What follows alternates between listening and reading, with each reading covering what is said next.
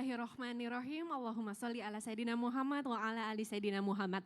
Assalamualaikum warahmatullahi wabarakatuh.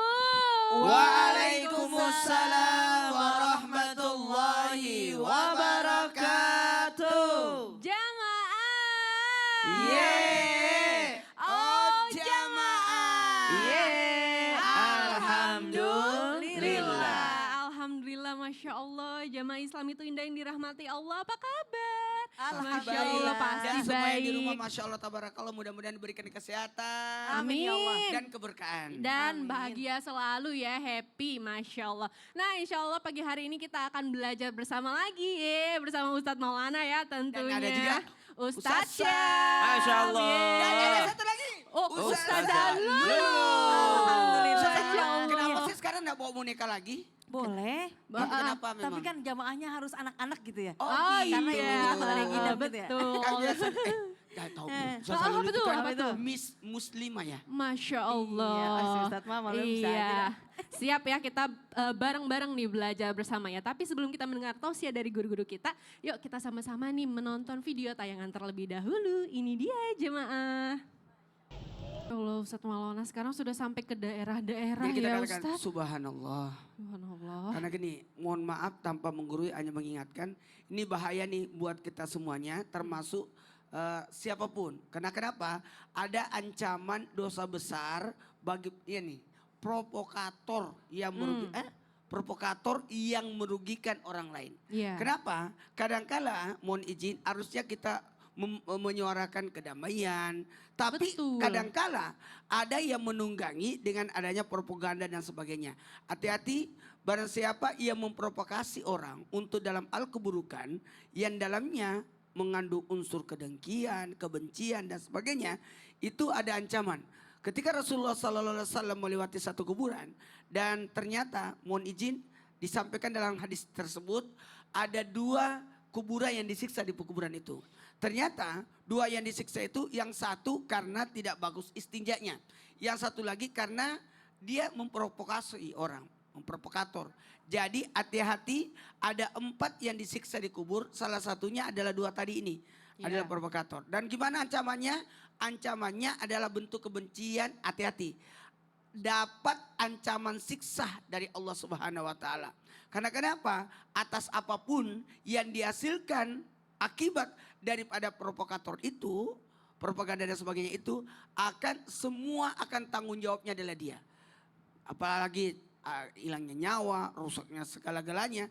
Dan mohon maaf harusnya kita mengajak orang untuk bisa jadi baik. Betul. Bukan memprovokasi orang untuk melakukan hal keburukan. Betul sekali Ustadz ya. Masya Karena Allah. mohon maaf tanpa bisa jadi yang tidak tahu sama sekali bisa kepancing Iya, betul. sehingga menyalut emosi dan sebagainya. Benar. Apalagi Itu bahaya kebencian. ya. Iya. Terima kasih Ustadz Maulana, Masya Allah.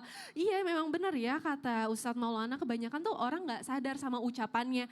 Ucapan kita tuh bisa jadi pemersatu tapi bisa jadi perusak juga loh jamaah. Ingat ya, satu bisikan hasutan saja itu bisa bikin hati kita yang tadinya tenang, gak tahu apa-apa malah jadi bergejolak. Jadi panas dan lain sebagainya. Terus gimana nih caranya, bagaimana kita bisa paham lebih dalam lagi nih soal hasut-hasutan. Makanya nih pagi hari ini kita akan membahas tema jamaah yaitu hasut bikin kusut. Masya Allah, bagus banget ya. Kita tepuk tangan dia. Yeay. Ya Allah, tabarakallah. Ini tuh judul temanya kalau di challenge nih ngomong cepat berulang-ulang kayaknya agak susah ya. Hasut bikin kusut, nah tuh kan jadi belibet gitu ya. Oke jamaah sebelum kita bahas nih tema kita pagi hari ini, yuk kita mau tonton lagi nih ada video tayangan. Wah apa ya kira-kira? Ini dia jemaah. Ustazah Lulu. Assalamualaikum. Waalaikumsalam. Masya Allah. Ustazah Pantun Lulu. dong, pantun dong. Jalan-jalan Masya Allah. makan udang bakar. Cakep. Apa kabar? Oh ya, Iya. alhamdulillah ikan cuek, beli juga ame kedong-dong. Alhamdulillah aneh baik-baik aja dong. Insya Allah Alhamdulillah. mudah-mudahan kita tetap manggut-manggut. Iya. Tanda setuju. Insya Allah makin cemungut-cemungut untuk maju. Alhamdulillah. Insya Allah. Keselak Ya. buah kedong-dong. Ustazah mau nanya dong. Gitu. Ada kayu buah kenari, ayu mari. Ustazah mau nanya nih, ini Jadi kalau pantun. dalam hasutan aja nih ya, bisa merusak hubungan antara suami dan istri Betul. dan juga merusak rumah tangga pernikahan. Bagaimana nih jika hasutan itu merusak hubungan antara rakyat dan, Dan juga pemimpinnya? pemimpin. Ya Apakah Allah. sebuah negeri akan hancur atau bagaimana Ustazah? Iya, Boleh Masya silakan Allah. tausiahnya. Terima kasih kakak. Insya Allah mudah-mudahan berkah semuanya. Mohon izin Ustadz Maulana dan juga Ustadz Syam. Alhamdulillah. Jamaah. Yeay! Oh jamaah. Yeay! Alhamdulillah. Hamdan wa syukranillah wassalatu wassalamu ala rasulillah amma ba'du. Pemirsa yang dirahmati Allah, insya Allah mudah-mudahan sehat, berkah, panjang umur dalam ketaatan. Amin. Ya Allah, ya Rabbal Alamin. Al-ittihadu wa asasun najah. Sejatinya ketika kita bersatu, kemudian juga berdamai, maka ini adalah kunci dari kesuksesan satu bangsa. Insya Allah mudah-mudahan Allah berikan kita keberkahan untuk negeri kita. Allahumma ja'al hadha baladan aminan warzuq ahlahu minat thamarati wal amwat. Amin ya Allah ya Rabbal Alamin. InsyaAllah mudah-mudahan Allah berikan kita semuanya keamanan dan juga rizki ya, yang insyaAllah mudah-mudahan menghadirkan ketenangan untuk kita semuanya. Apa yang terjadi di Indonesia saat ini tentunya amat sangat kita khawatirkan dan insyaAllah menjadi doa untuk kita semuanya dan saling islah, saling memperbaiki diri. Kenapa bisa terjadi seperti ini? Karena memang inilah yang disebut bahwa yang namanya namimah atau adu domba atau yang namanya senantiasa ada propaganda, ini yang amat sangat dikhawatirkan terjadinya perpecahan antara rakyat dan juga tentunya pemimpin. Kenapa bisa terjadi seperti ini? Yang pertama, ini tentunya iblis tidak akan diam. Kenapa? Karena sudah berjanji dengan Allah untuk menggoda, menghasut manusia sampai nanti hari kiamat. Silakan kata Allah, kecuali orang-orang yang ikhlas hatinya. Karenanya makan semangka dibelah-belah, maka waspadalah, waspadalah. Hasut terjadi pertama kali ketika dari anaknya Nabi Adam, yakni Qabil dan juga Habil, ya, karena memang ada rasa iri dan juga ada rasa dengki sehingga Allah menerima kurban dari Habil. Kemudian inilah pembunuhan terjadi. Artinya apa? Ada kerusakan setelah kita tahu bahwa ada hasut, kemudian juga hal-hal yang memang menimbulkan iri hati, dengki sehingga menjadi kusut semuanya. Naudzubillah min dzalik. Kemudian yang kedua adalah jahil atau kebodohan. Karenanya mohon maaf, jangan sampai kita menerima begitu saja berita, tapi harus tabayun. Tabayun artinya apa? Cek dan recheck kembali kebenarannya seperti apa. Tentunya jangan sampai kita terprovokasi sehingga nantinya malah terjadi hal-hal yang tidak diinginkan yang lebih parah dari itu. Betul. Dan yang ketiga, insya Allah mudah-mudahan adanya muhasabah diri. Apa ini? Perbaikan dari dua belah pihak. Betul. Baik dari pemimpin yang senantiasa muhasabah, oh insya Allah ini menjadi tanggung jawab lagi untuk kita memperbaiki kinerja. Dan juga rakyatnya yang insya Allah percaya dan menyampaikan dengan cara yang baik. Insya Allah. Ikan lohan punya pabarkah, mudah-mudahan barokah. Amin, terima kasih Ustazah Lulu, Masya Allah.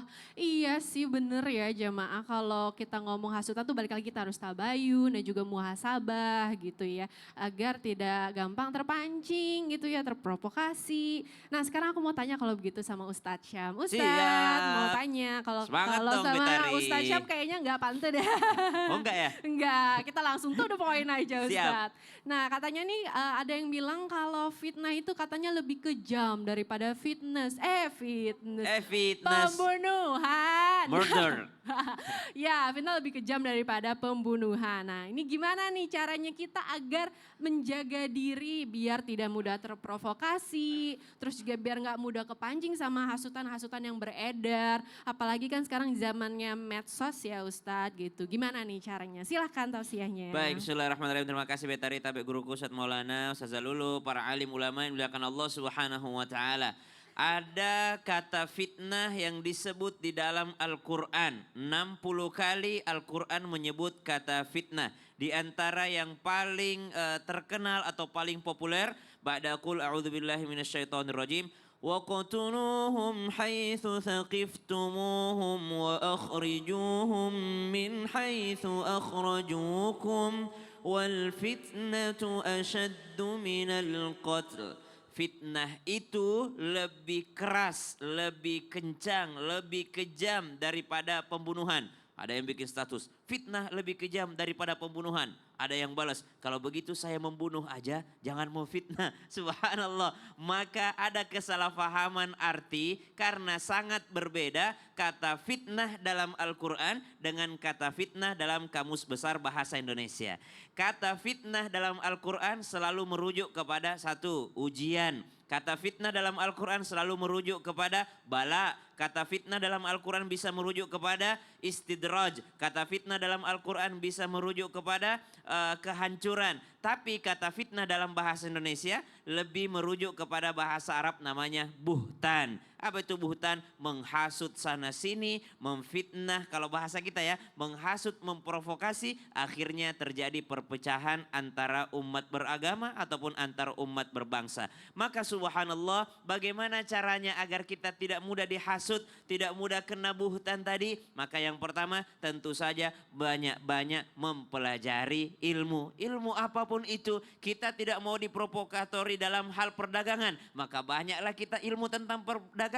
Kita tidak mau terprovokasi dalam hal politik. Maka banyak-banyaklah kita baca tentang politik. Kita tidak mau diprovokasi dalam hal apa? Dalam hal berbangsa dan bernegara. Maka kita kenali bangsa kita, kita kenali negara kita. Kita datang berdakwah saja di satu daerah, kita mesti kenali. Oh, orang sini senangnya apa? Oh, orang sini tersinggung kalau kita sebut ini. Oh, orang ini tersinggung kalau kita membahas hal tersebut. Maka subhanallah, perbanyak ilmu pengetahuan kita supaya kita tidak mudah terprovokasi. Apalagi zaman media sosial, kita semua tahu kadangkala di HP burung kakak tua pas ketemu burung hantu. Artinya apa? Di media sosial banyak yang bisa di cover, banyak yang bisa difilter. Tidak selamanya dan tidak mesti yang asli dengan yang ditunjukkan itu sama. Betul. Maka mestilah kita bijak menggunakan sosial media. Masa HP-nya udah smartphone, orangnya belum smart people. Betul. Nah